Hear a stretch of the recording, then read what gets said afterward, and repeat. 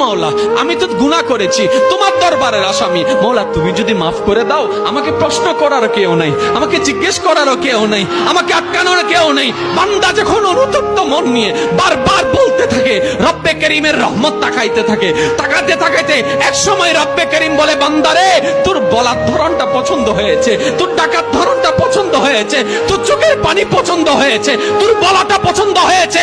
এবার মাওলা বলে, আমি তোর সারা জীবনের কত গুনাহ করছিস? বান্দা বলে, মাওলা 40,000 পার হয়ে গিয়েছে। কেউ বলে যে মাওলা পাহাড় পরিমাণ হয়েছে, কেউ বলে যে মাওলা আসমান পরিমাণ হয়েছে। এবার মাওলা বলে যে আমি মাফ করে দিলাম, আমি মাফ করে দিলাম, আমি মাফ করে দিলাম, আমি মাফ করে দিলাম, আমি মাফ করে দিলাম, আমার বান্দাকে আমি মাফ করে দিলাম। ফেরেশতা বলে, মাওলা এত বড় গুনাহগার, এত বড় আসামি, হাজার গুনাহগার, হাজারটা গুনাহ তওবা করেছে একবার, মাফ চেয়েছে একবার, তুমি মাফ করে দিলা, তুমি মাফ করে দিলা। রব্বে করিম বলে, মাফ করব না তো কি করব? বান্দাটা কার দেখতে হবে না, বান্দাটা কার দেখতে হবে না, সে রহমানের কাছে মাফ চেয়ে যদি মাফ না পাই, তাহলে তো বিশ্বের কাছে মাথা নত হয়ে যাবে।